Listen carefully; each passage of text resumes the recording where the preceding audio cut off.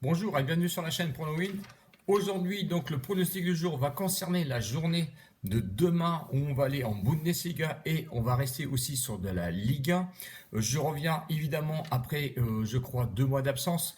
2 mois d'absence où franchement ça m'a permis un petit peu de me reposer et avec le milieu professionnel c'est très compliqué d'associer les vidéos tous les jours ou toutes les semaines et évidemment le milieu professionnel. Donc c'est pour ça que j'étais un petit peu absent sur YouTube et en même temps sur Telegram. Telegram, j'ai repris évidemment à partir de, je crois, la semaine dernière où je vous ai donné 3 pronos gagnants. Un prono est d'ailleurs en cours actuellement sur Telegram et donc aujourd'hui je reviens. Alors j'espère et en toute sincérité que j'ai pas trop perdu d'abonnés car je n'en ai vraiment pas regardé du tout ceux qui étaient partis. Je sais que je m'excuse car je n'avais pas donné de nouvelles pendant ces 2 mois, mais je suis maintenant revenu. Je remercie au passage David Prono qui a pris de mes nouvelles. Donc je te remercie. Mika Prono aussi qui a pris un petit peu de mes nouvelles au départ. Je suis désolé pour toi car évidemment sur Discord tu m'avais laissé une petite place et en vue de mon absence du coup ça a été un petit peu abandonné. Je salue en même temps Dams Prono comme d'habitude qui me suit régulièrement au cours de mes vidéos. Donc voilà, je suis revenu pour combien de temps je ne sais pas. En attendant, je vais essayer de donner des pronostics au moins une fois par semaine. D'ailleurs, pour les week-ends, ce qui est beaucoup plus simple pour moi. Et de continuer sur Telegram quand j'ai vraiment des pronos à vous donner. Je vous mets le lien en dessous de Telegram dans la description où vous pourrez me suivre régulièrement. Voilà, c'est tout ce que j'avais à dire concernant cette absence. J'avoue que je me suis quand même posé des questions à savoir si j'allais continuer ou pas mes vidéos.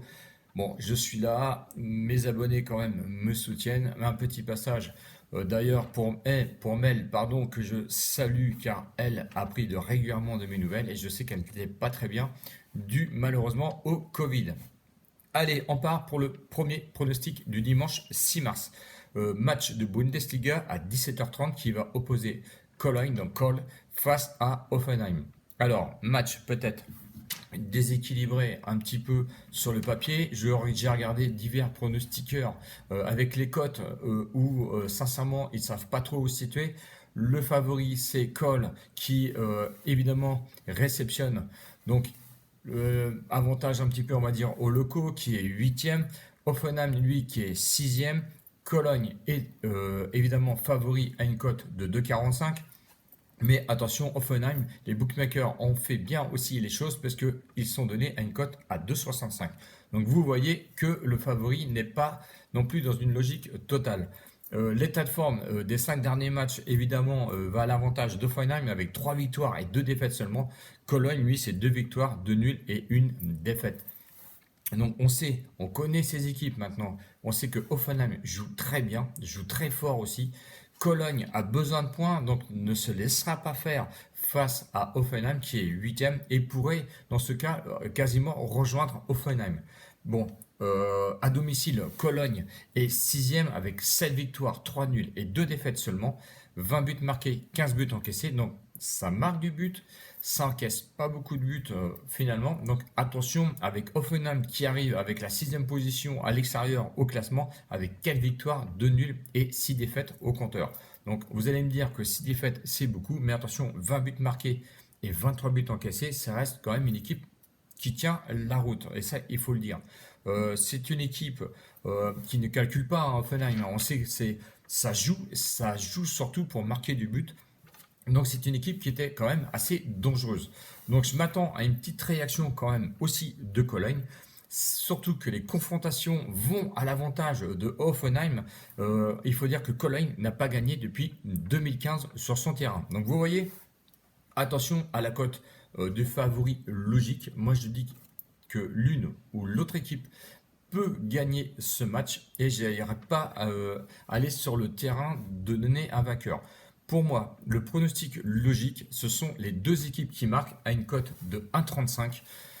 Cote que je pense quand même assez safe car je vois bien les deux équipes marquer parce qu'il ne faudra pas calculer, il faudra surtout marquer du but et essayer de gagner pour l'une ou l'autre équipe.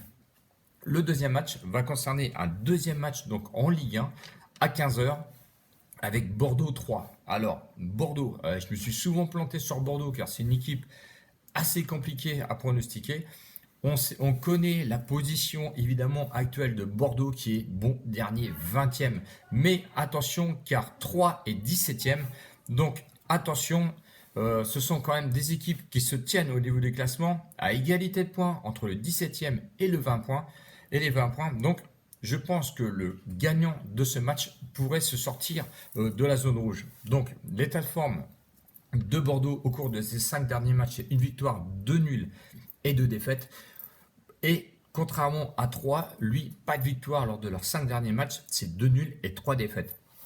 Les deux équipes, donc comme je vous l'ai dit, ont besoin de points, marquent quand même un petit peu de buts, mais prennent surtout du but. Hein. Je vois 3, 41 buts encaissés. Bordeaux, 63 buts encaissés. On connaît les matchs qui leur ont fait mal, hein, évidemment, avec des 4-0 ou 5-0.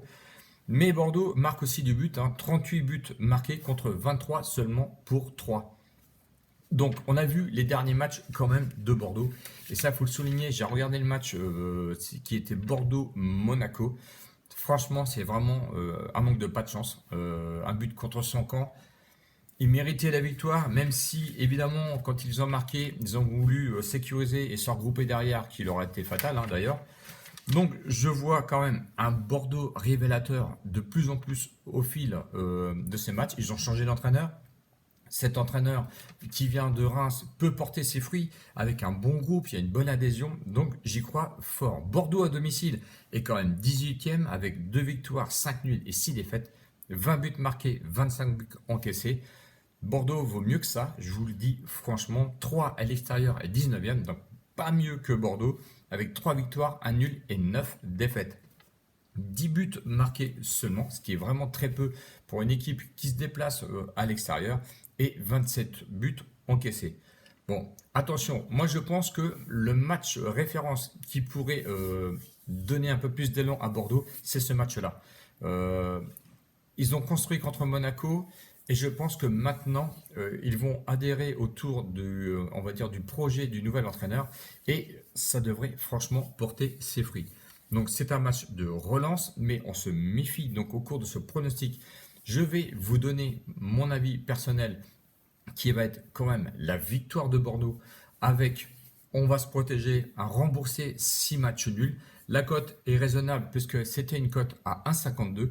Donc si on cumule les deux matchs que je vous ai donnés, donc les deux équipes qui marquent entre Kohl et Hoffenheim, qui étaient à une cote de 1,35 et celle de la victoire de Bordeaux remboursée 6 matchs nuls à une cote de 1,52, ça vous fait une cote totale à 2,05. Et si vous mettez 20 euros dessus, donc à vous de voir la mise que vous voulez mettre, pardon, vous pouvez rapporter 41 euros. Donc je pense que c'est un bon combi, deux matchs dont un, je pense, assez sécurisé sur la Bundesliga. Bordeaux, on sait qu'ils sont capables du bon comme du pire, et ça, on le sait. Donc attention, soyez prudents quand même au niveau de toutes les cotes. Surtout qu'en ce moment, je trouve que les matchs sont assez faciles. Donc attention aux grosses surprises donc ce week-end. Donc abonnez-vous si vous n'êtes pas encore évidemment abonné à la chaîne. Et je vous dis à très bientôt donc sur la chaîne YouTube et sur Telegram où je mets le lien, comme je vous ai dit en tout début de vidéo, dans la description. Au revoir et à bientôt pour une prochaine vidéo. Salut!